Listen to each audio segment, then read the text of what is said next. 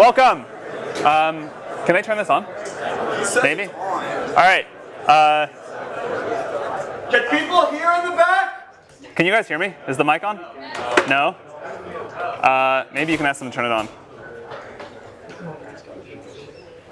Maybe we can get a big, there we go. All right. Maybe we can get a bigger auditorium, we'll see. So welcome to CS 183B. I'm Sam Altman, I'm the president of Y Combinator. 9 years ago, I was a Stanford student, and then I dropped out to start a company, and then I've been an investor for the last few. So at YC, we've been teaching people how to start startups for 9 years. Most of it's very hands-on and specific to the startups, but 30% of it is pretty generally applicable. And so we think that we can teach that 30% in this class. And even though that's only 30% of the way there, hopefully it'll still be really helpful. We've taught a lot of this at YC already, but it's all been off the record. And this is the first time that a lot of what we teach in YC is going to be on the record. So we've invited some of our best speakers to come and give the same talks they give at YC. We've now funded 720 companies. And so we're pretty sure that a lot of this advice is pretty good. We can't fund every startup yet, but we can hopefully make this advice very generally available. Guest speakers are going to teach 17 of the 20 classes. I'm only teaching 3. Counting YC itself, every guest speaker has been involved in the creation of a $1 billion+ company. So the advice shouldn't be that theoretical. It's all from people who have done it. All of the advice in this class is geared towards people starting a business where the goal is hypergrowth and eventually building a very large company. Much of it doesn't apply in other cases, and I want to warn people up front that if you try and do these things in a lot of big companies or non-startups, it won't work. It should still be interesting. I really do think that startups are the way of the future, and it's worth trying to understand them. But startups are very different than normal companies. So over the course of today and Thursday, I'm going to try to give an overview of the 4 areas that you need to excel at in order to maximize your chances of success at a startup. And then throughout the course, the guest speakers are going to drill into all of these in more detail. So the 4 areas. You need a great idea, a great product, a great team, and great execution. These overlap somewhat, but I'm going to have to talk about them somewhat individually to make it make sense. You may still fail. The outcome is something like idea times product times execution times team times luck, where luck is a random number between 0 and 10,000, literally that much. But if you do really well in the 4 areas you can control, you have a good chance at least some amount of success. One of the exciting things about startups is that they are surprisingly even playing field. Young and inexperienced, you can do this. Old and very experienced, you can do this too. And one of the things that I particularly like about startups is that some of the things that are bad in other work situations, like being poor and unknown, are actually huge assets when it comes to starting a startup. Before we jump in on the how, I want to talk about why you should start a startup. I'm somewhat hesitant to be doing this class at all, because you should never start a startup just for the sake of doing so. There are much easier ways to get rich, and everyone who starts a startup always says, that they couldn't have imagined how hard and painful it was going to be. You should only start a startup if you feel compelled by a particular problem, and that you think starting a company is the best way to solve it. The specific passion should come first, and the startup second. In fact, all of the big successes we have at YC followed this. So for the second half of today's lecture, Dustin Moscovitz, the co-founder of Facebook and Asana, is going to take over and talk about why to start a startup. We were so surprised by the amount of attention that this class got that we wanted to make sure we spend a lot of time on the why. Okay, so the first of the 4 areas, a great idea. It's become popular in recent years to say that the idea doesn't matter. In fact, it's almost uncool to spend a lot of time thinking about the idea for a startup. You're just supposed to start, throw stuff at the wall, see what sticks, and not even spend any time thinking about if it'll be valuable if it works. And pivots are supposed to be great. The more pivots, the better. So this isn't totally wrong. Things do evolve in ways that are difficult to predict. And there's a limit to how much you can figure out without actually getting a product in the hands of users. And great execution is at least 10 times more important and 100 times harder than a good idea. But the pendulum has swung way out of whack here. A bad idea is still bad, and the pivot-happy world that we're in today feels really suboptimal. Great execution towards a terrible idea will get you nowhere. There are exceptions, of course, but most great companies start with a great idea, not a pivot. If you look at successful pivots, they almost always are a pivot into something the founders themselves wanted, not a random made-up idea. Airbnb happened because Brian Chesky couldn't pay his rent, but he did have some extra space. In general, though, if you look at the track record of pivots, They don't become big companies. I myself used to believe ideas didn't matter that much, but I'm very sure that's wrong now. The definition of the idea as we talk about it is very broad. It includes the size and the growth of the market, the growth strategy for the company, the defensibility strategy, and so on. When you're evaluating an idea, you need to think through all these things, not just the product. If it works out, you're going to be working on this for 10 years. So it's worth some real upfront time to think through the long-term value and the defensibility of the business. Even though plans themselves are worthless, the exercise of planning is really valuable and totally missing in most startups today. Long-term thinking is so rare anywhere, but especially in startups, that it's a huge advantage if you do it. Remember that the idea will expand and become more ambitious as you go. You certainly don't need to have everything figured out in a path from here to world domination, but you really want a nice kernel to start with. You want something that can develop in interesting ways. As you're thinking through ideas, another thing that we see young founders get wrong all the time is that someday you need to build a business that's difficult to replicate. This is an important part of a good idea. I want to make this point again because it's so important. The idea should come first and the startup should come second. Wait to start a startup until you come up with an idea you feel compelled to explore. This is also the way to choose between multiple ideas. If you have several ideas that all seem pretty good, work on the one that you think about most often when you're not trying to think about work. But we hear again and again from founders that they wish they had waited to start a startup until they came up with an idea that they really loved. Another way of looking at this is that the best companies are almost always mission-oriented. It's difficult to get large groups of people to the extreme levels of focus and productivity that you need for a startup to be successful, unless the company feels like an important mission. And it's usually really hard to get that without a great founding idea. A related advantage of mission-oriented ideas is that you yourself will be dedicated to them.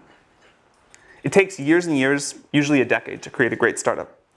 If you don't love and believe in what you're building, you'll likely to give up at some point along the way. There's no way I know of to get through the pain of a startup without belief that the mission really matters. A lot of founders, especially students, believe that their startup's only going to take 2 or 3 years, and then after that they'll work on what they're really passionate about. That almost never works. Good startups usually take 10 years. A third advantage of mission-oriented companies is that people outside the company are more willing to help you. You'll get more support on a hard, important project than a derivative one. When it comes to starting startups, in many ways it's easier to start a hard startup than an easy startup. This is one of those counterintuitive things it takes people a long time to understand.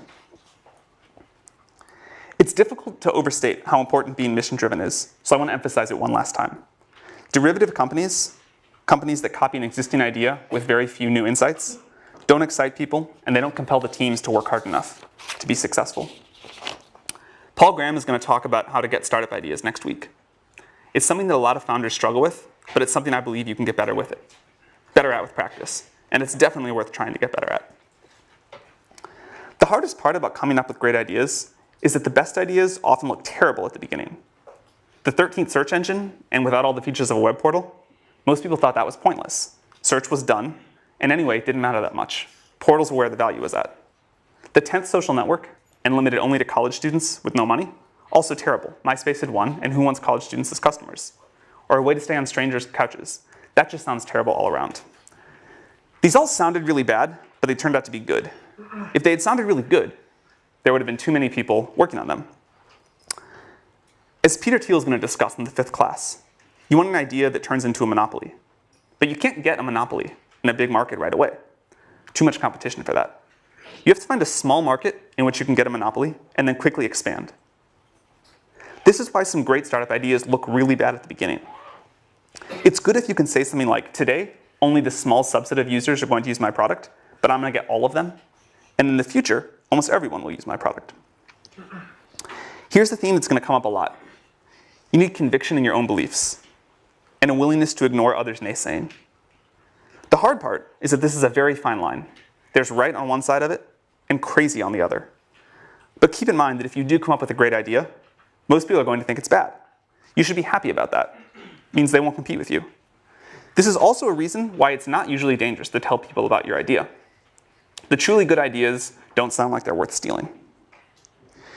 You want an idea about which you can say, I know it sounds like a bad idea, but here's specifically why it's actually a great one. You want to sound crazy, but you want to actually be right. and you want an idea that not many other people are working on. And it's okay if it doesn't sound big at first. Common mistake among founders, especially first-time founders, is they think that the first version of their product, the first version of their idea, needs to sound really big. But it doesn't. It needs to take over a small specific market and expand from there. That's how most great companies have started. Unpopular but right is what you're going for.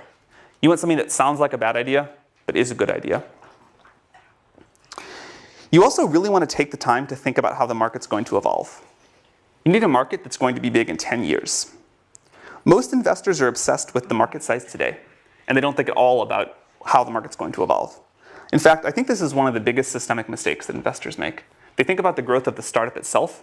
They don't think about the growth of the market. I care much more about the growth rate of the market than its current size. And I also care if there's any reason that it's going to top out. You should think about this. I'd prefer to invest in a company that's going after a small but rapidly growing market than a big but slow growing one. One of the big advantages of these sorts of markets, these small but rapidly growing markets, is that customers are usually pretty desperate for a solution. And they'll put up with an imperfect but rapidly improving product. And a big advantage of being a student, one of the two biggest advantages, is that you probably have better intuition about which markets are likely to start growing rapidly than older people do. Another thing that students usually don't understand, or at least takes a while, you cannot create a market that doesn't want to exist. You can basically change everything in a startup but the market. So you should actually do some thinking to be sure, or at least as sure as you can be, that the market you're going after is going to grow and be there. There are a lot of different ways to talk about the right kind of market. For example, surfing someone else's wave, or stepping into an up elevator, or being part of a movement. But all of this is just a way of saying you want a market that's going to grow really quickly. It may seem small today, it may be small today, but you know, and other people don't, that it's going to grow really fast. So think about where this is happening in the world. You need this sort of a tailwind to make a startup successful. The exciting thing is there are probably more of these tailwinds now than ever before. As Mark Andreessen says, software is eating the world. It's just everywhere. There are like so many great ideas out there. And you just have to pick one and find one that you really care about. Another version of this that gets down to the same idea is Sequoia's famous question, why now? Why is this the perfect time for this particular idea and to start this particular company? Why couldn't it have been done 2 years ago? And why will 2 years in the future be too late? For the most successful startups we've been involved with, they've all had a great idea, great answer to this question. And if you don't, you should be at least somewhat suspicious about it. In general, it's best if you're building something that you yourself need. You'll understand it much better than if you have to understand it by talking to a customer to build the very first version. If you don't need it yourself, and you're building something that someone else needs, realize that you're at a big disadvantage and get very, very close to your customers. Try to work in their office if you can, and if not, talk to them multiple times a day. Another somewhat counterintuitive thing about good startup ideas is that they're almost always very easy to explain and very easy to understand. If it takes more than a sentence to explain what you're doing, it's almost always a sign that it's too complicated. It should be a clearly articulated vision with a small number of words. And the best ideas are usually either very different from existing companies in one important way, like Google being a search engine that worked just really well and none of the other stuff of the portals, or totally new like SpaceX. Any company that's a clone of something else that already exists with some small or made up differentiator, like we're going to be X beautiful design, or we're going to be Y for people that like red wine instead, that usually fails. So as I mentioned, one of the great things about being a student is that you have a very good perspective on new technology. And learning to get good at having new ideas takes a while. So start working on that right now. That's one thing we hear from people all the time, that they wish they had done more of when they were a student. The other is meeting potential co-founders. You have no idea how good of an environment you're in right now for meeting people that you can start a company with down the road. And the one thing that we always tell college students is more important than starting any particular startup is getting to know a lot of potential co-founders. So I want to finish this section of my talk with a quote from 50 Cent. This is from when he was asked about vitamin water. I won't read it, it's up there. But it's about the importance of thinking about what customers want and thinking about the demands of the market. Most people don't do this. Most students especially don't do this. If you can just do this one thing, if you can just learn to think about the market first, you will have a big leg up on most people starting startups. And this is probably the thing that we see wrong with Y Combinator apps most frequently is that people have not thought about the market first and what people want first. So for the next section, I'm going to talk about building a great product. And here again, I'm going to use a very broad definition of product. It includes customer support and copyright explaining the product. Anything involved in your customer's interaction with what you built from them. To build a really great company, you first have to turn a great idea into a great product. This is really hard, but it's crucially important, and fortunately, it's pretty fun. Although great products are always new to the world, and it's hard to give you advice about what to build, there are enough commonalities that we can give you a lot of advice about how to build it. One of the most important tasks for a founder is to make sure that the company builds a great product. Until you've built a great product, almost nothing else matters. When really successful startup founders tell the story of their early days, it's almost always sitting in front of the computer working on their product or talking to their customers. That's pretty much all the time. They do very little else. And you should be very skeptical if your time allocation is much different. Most other problems that founders are trying to solve, raising money, getting more press, hiring, business development, etc., these are significantly easier when you have a great product. It's really important to take care of that first. Step one is to build something that users love. At YC, we tell founders to work on their product, talk to users, exercise, eat, and sleep, and very little else. All the other stuff I just mentioned, PR, conferences, recruiting advisors, doing partnerships, you should ignore all of that and just build a product and then get it as good as possible by talking to your users. Your job is to build something that users love. Very few companies that go on to be super successful get there without first doing this. A lot of good on paper startups fail because they merely make something that people like.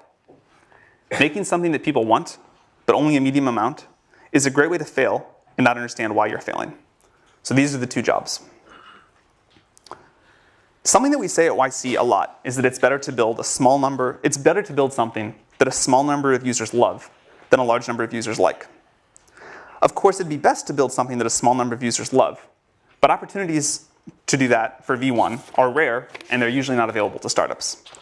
So in practice, you end up choosing either the gray or the orange. You make something that a lot of users like a little bit, or something that a small number of users love a lot.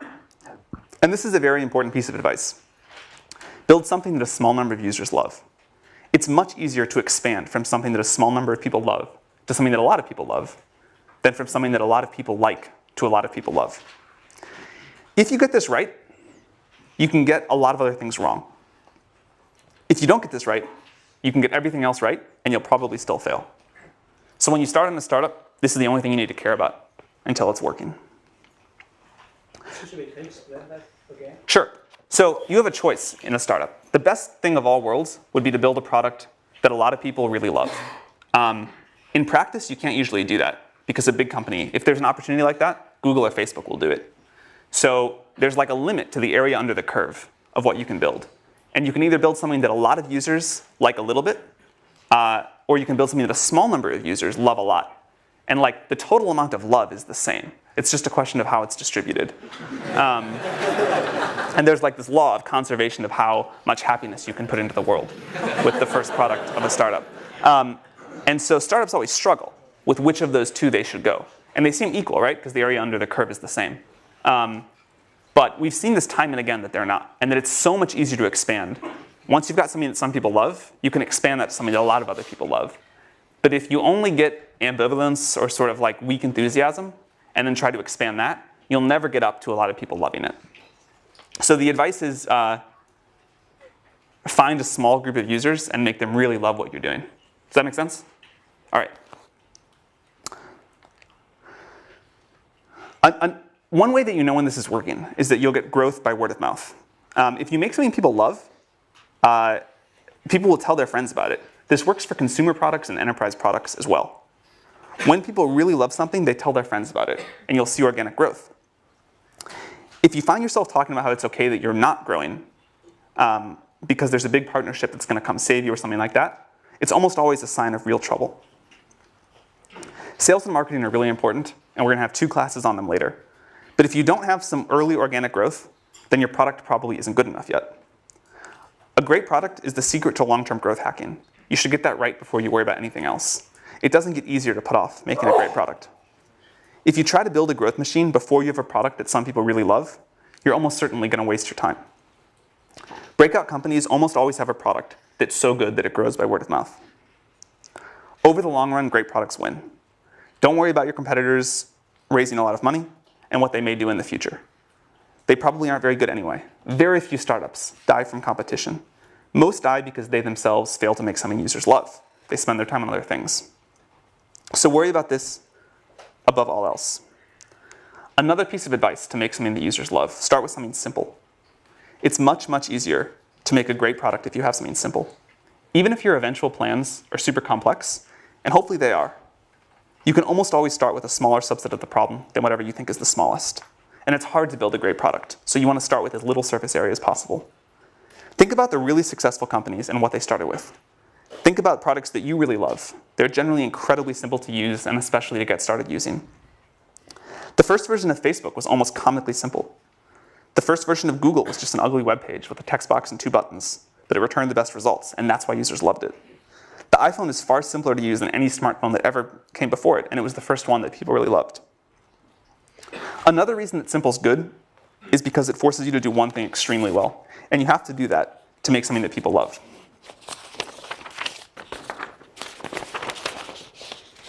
The word fanatical comes up again and again when you listen to successful founders talk about how they think about their product. Founders talk about being fanatical in the way they care about the quality of the small details, fanatical in getting the copy that they use to explain the product just right, and fanatical in the way they think about customer support. In fact, one thing that correlates with success among the YC companies is the founders that hook up PagerDuty to their ticketing system, so that even if a user emails in the middle of the night when the founders are asleep, they still get a response within an hour. Companies actually do this in the early days. These founders feel physical pain when the product sucks and they want to wake up and fix it.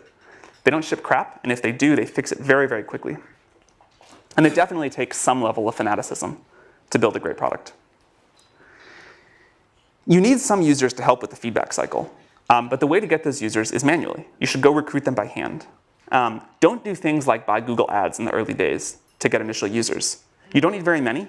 You just need ones that will give you feedback every day and eventually love your product.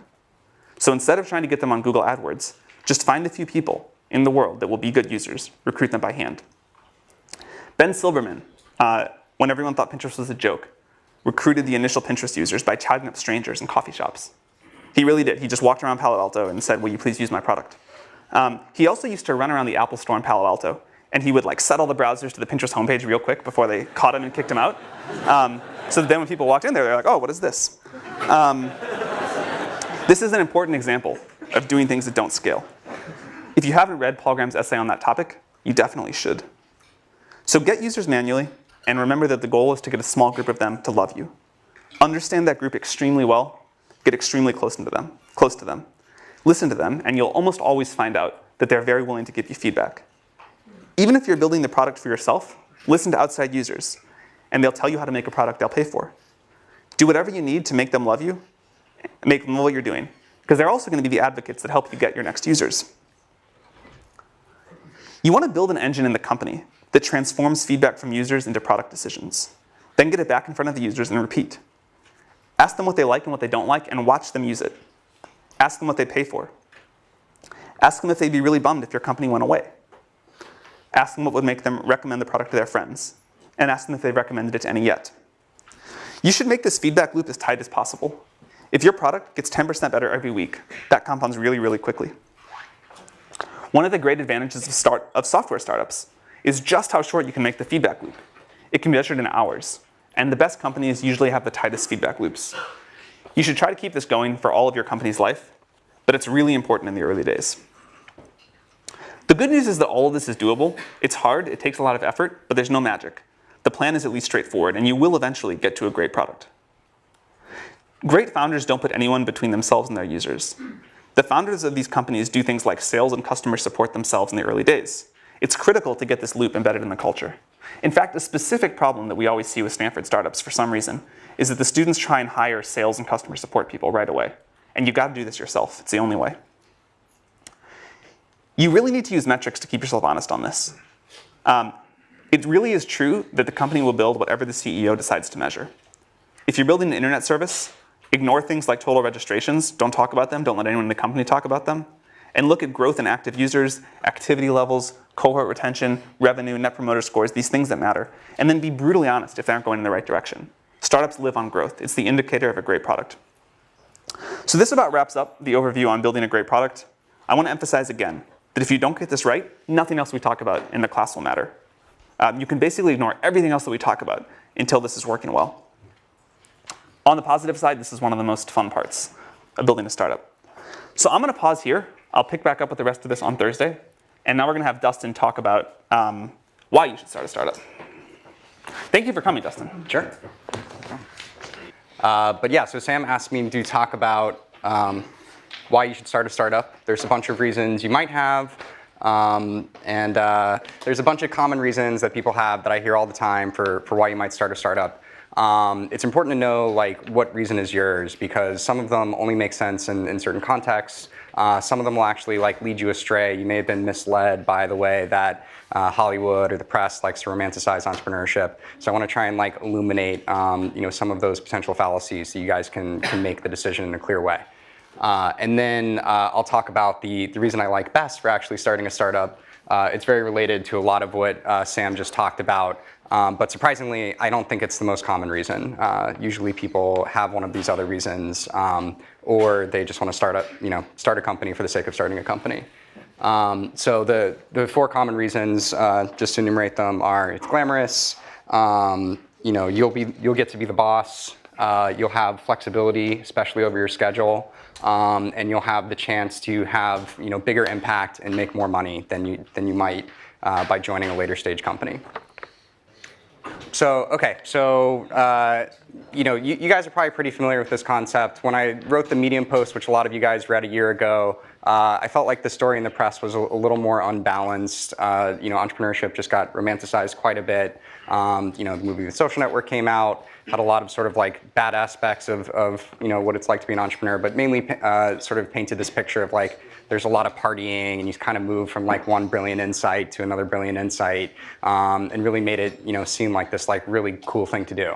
And I think the reality is just not quite so glamorous. There's an ugly side to being an entrepreneur, and also just more importantly, what you're actually spending your time on is just a lot of hard work. Sam mentioned this, but you're basically just sitting at your desk, heads down, focused, answering customer support emails, doing sales, figuring out hard engineering problems. So it's really important that you kind of like go in with eyes wide open. And then also it's really quite stressful. This has been a popular topic in the press lately. The Economist actually ran a story just last week called like Entrepreneurs Anonymous, and shows like a founder kind of like hiding under his desk and talking about like founder depression.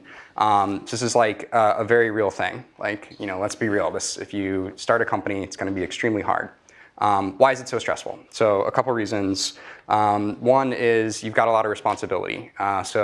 People in any kind of career have fear of failure. It's kind of just like a dominant part of the psychology. But when you're an entrepreneur, you have fear of failure on behalf of yourself and all of the people who decided to follow you. So that's really stressful. In some cases, these people are depending on you for their livelihood. Even when that's not true, they have decided to devote the best of your years of their life to following you. And so you're responsible for the opportunity cost of their time. So that's a big deal. And you're always on call if something comes up. Maybe not always at 3 in the morning, but for some startups that's true. But if something important comes up, you're going to deal with it. That's kind of the end of the story. Doesn't matter if you're on vacation. Doesn't matter if it's the weekend. You've kind of always got to be on the ball and always be in a place mentally where you're prepared to deal with those things. And then a sort of special example of that or of this kind of stress is fundraising. So seen from The Social Network, this is us partying and working at the same time, and somebody's spraying champagne everywhere. So The Social Network spends a lot of time kind of painting these scenes. Mark's not in the scene. The other thing they spend all their time on is kind of like painting him out to be a huge jerk. This computer? Yeah. Oh. Okay, so this is an actual scene from. See, I'm going to move this just a little. Oh no. This will work. This will work. Okay. On the PDF as well. Yeah. Okay. Okay, cool. This is an actual scene from Palo Alto. Spent a lot of time at this desk, just kind of heads down and focus. Mark was still kind of a jerk sometimes, but in this more like fun, lovable way, and not a like sociopathic scorn lover way. So this is him like signaling his intention to just be focused and keep working, not be social. So then there's also the scene sort of demonstrating the like brilliant insight moment. It's kind of like straight out of A Beautiful Mind. They literally stole that scene. So they like to paint it as you just kind of like jump from one of these moments to the other moment with like parting in between. But really, we were just at that table the whole time. So interestingly, if you compare this to the other photo, Mark is in the exact same position, but he's wearing different clothes. This is definitely a different day. So cool. So that's what it's actually like in person. And I just covered this bullet up here. This is the Economist article I was talking about a second ago. So another form of stress is just like unwanted media attention. So part of it being glamorous, you get some positive media attention sometimes. It's nice to be on like the cover of Time and like be the person of the year. It's maybe a little less nice to be on the cover of People with like one of your wedding photos. It depends who you are. Some people would like that. I'd really hate it. But when Valleywag analyzes your lecture and just tears you apart, like you definitely don't want that. Nobody wants that. And then one thing I almost never hear people talk about is you're just a lot more committed. So if you're an employee of a startup and things are stressful, it's not going well, you're unhappy, you can just leave. For a founder, you can leave, but it's very uncool, pretty much a black eye on the rest of your career. And so you really are committed. For 10 years if it's going well, probably more like 5 years if it's not going well. So 3 years to figure out that it's not going well, and then if you find like a nice landing for your company, another 2 years at the acquiring company. And if you leave before that, again, it's not only going to harm yourself financially, it's going to harm all your employees, so you pretty much don't. So if you're lucky and you have a bad startup idea, you fail quickly, but most of the time it's not like that. All right, moving right along. And I should say, I've had a lot of this stress in my own life, especially in the early years of Facebook. I just got really unhealthy. I wasn't exercising, had a lot of anxiety, actually like throughout my back, like almost every 6 months, like when I was like 21, 22, which is like pretty crazy. And so if you do start a company, be aware that you're going to have to deal with this and you have to actually manage it. It's actually like one of your core responsibilities. Ben Horowitz likes to say like the #1 role of a CEO is managing your own psychology. It's absolutely true. Make sure you do it. So another reason, so people, especially if they've already had a job at another company, you tend to develop this narrative of like, okay, like the people running this company are idiots. They're making all these stupid decisions. They're spending their time in these stupid ways. I'm going to start a company and I'm going to do it better. I'm going to like set all the rules. It's a pretty attractive idea. Makes a lot of sense. If you've read my Medium post, you know it's coming. I'll give you guys a second to read this quote.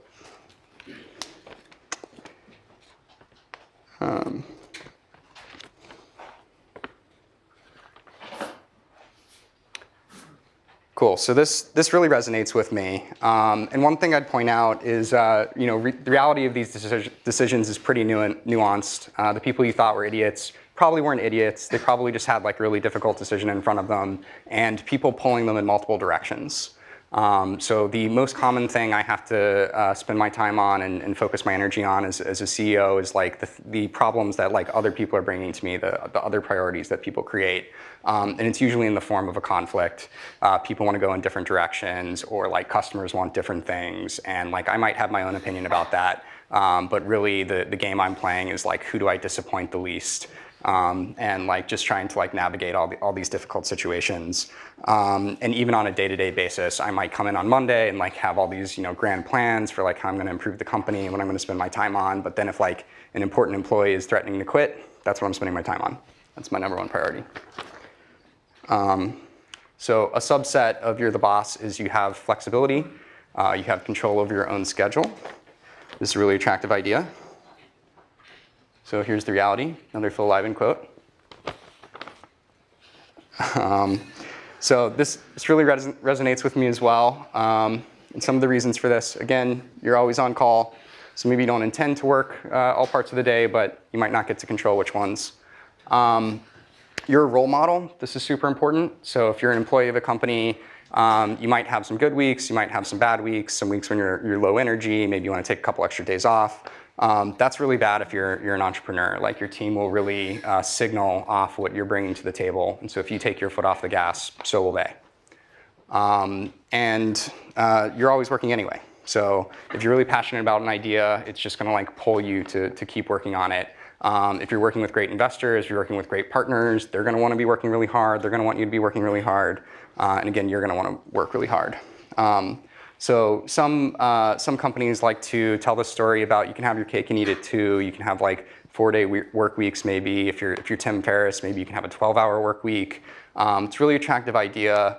And it does work in a particular instance, which is if you want to like actually have a small business or go after a niche market, then you're a small business entrepreneur. That makes total sense. But as soon as you get past like 2 or 3 people, you really need to step it up and be full-time committed.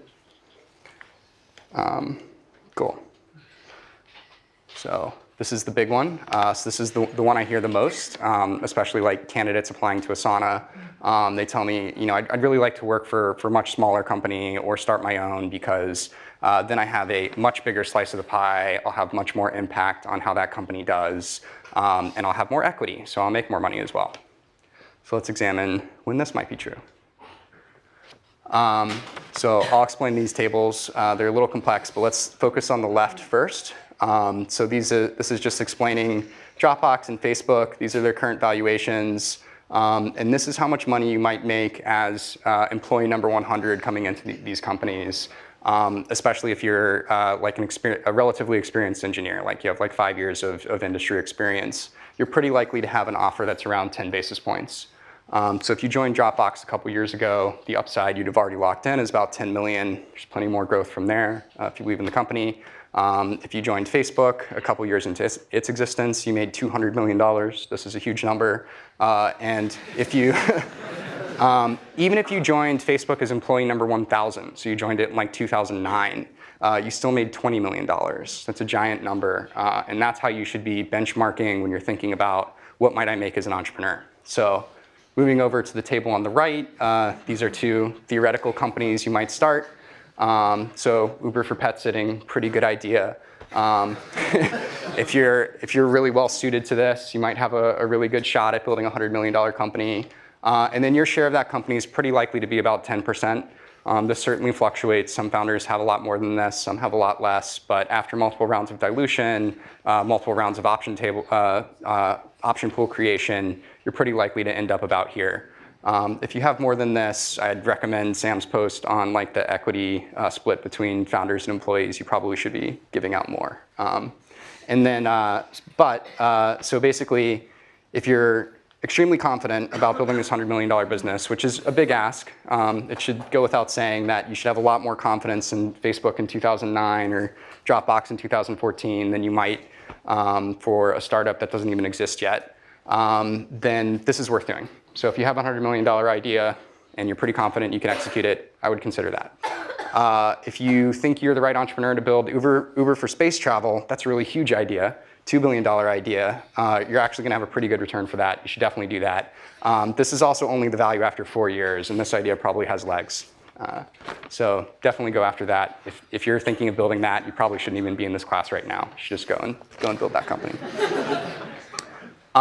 So why is this financial reward and impact? I really think that financial reward is very strongly correlated with the impact you have on the world.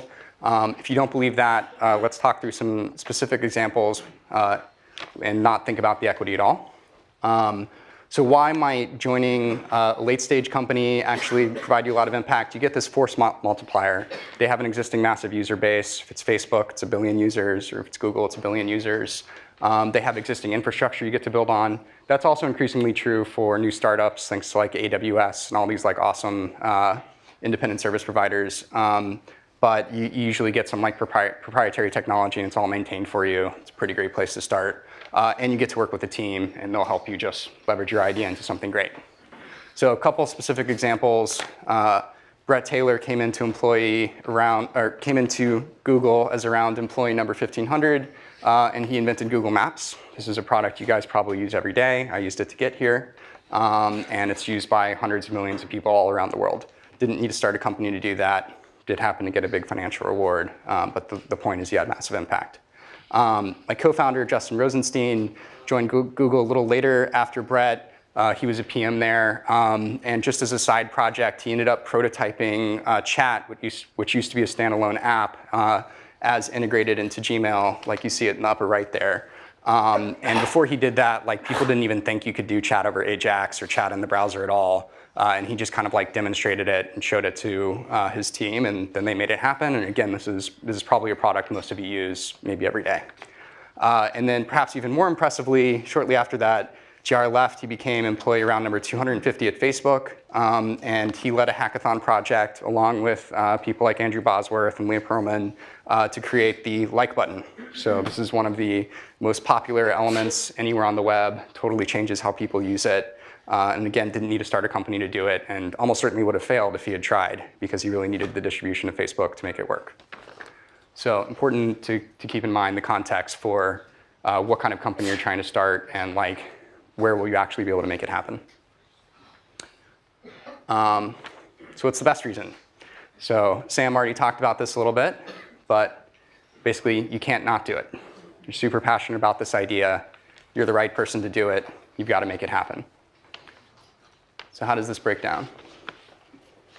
So we're getting close to the end here. Am I doing on time? Cool. Sweet. Perfect. This is sort of like a wordplay. You can't not do it in two ways. One is you're so passionate about it that you have to do it. You're going to do it anyway. And this is really important because you'll need that passion to get through all of those like hard parts of being an entrepreneur that we talked about earlier. You'll also need it to effectively recruit. Candidates can smell when you don't have passion, and there are enough entrepreneurs out there who do have passion that they may as well work for one of those. So this is sort of like table stakes for being an entrepreneur. Your subconscious can also tell when you don't have passion, and that'll be a huge problem. And then, so the other way to interpret this is the world needs you to do it. So this is sort of validation that the idea is important. It's going to make the world better, so the world needs it. If it's not something the world needs, go do something the world needs. Your time's really valuable. There are plenty of good ideas out there. Maybe it's not one of your own, maybe it's an existing company, but you may as well work on something that's going to be good. And then the second way to interpret this is the world needs you to do it. You're actually well suited to this problem in some way. If this isn't true, it may be a sign that your time is better spent somewhere else. But also, just best case scenario, if this isn't true, you outcompete the team for which it is true, and you just end up with like a suboptimal outcome for the world. That doesn't feel very good. So drawing this back to my own experience, at Asana, Justin and I were kind of like reluctant entrepreneurs before we founded Asana. So we were working at Facebook. We were already working on a great problem. And we would basically work all day long on our normal projects. And then at night, we would keep working on this internal task manager that was used internally at the company. And it was just because we were like so passionate about the idea. It was so clearly valuable that we couldn't do anything else. And at some point, we had to have the hard conversation of like, okay, well, what does it mean if we don't actually start this company? We were able to see the impact it was having on Facebook. We were pretty convinced it could be really valuable for the world. We were also pretty convinced nobody else was going to build it. The problem had been around a long time, and we just kept seeing sort of incremental solutions to it. So if we didn't go out with the one that we thought was best, we thought there'd be a lot of value left on the table. And yeah, so we just couldn't stop working on it. And literally the idea was like beating itself out of our chest, like forcing itself into the world. And I think that's the feeling you should really be looking for when you start a company. That's how you know you have the right idea. So I'll go ahead and stop there. I'll put some recommended books up here, but won't narrate them. And maybe that's the end of the class. Thanks, Dustin. Yeah, thank you.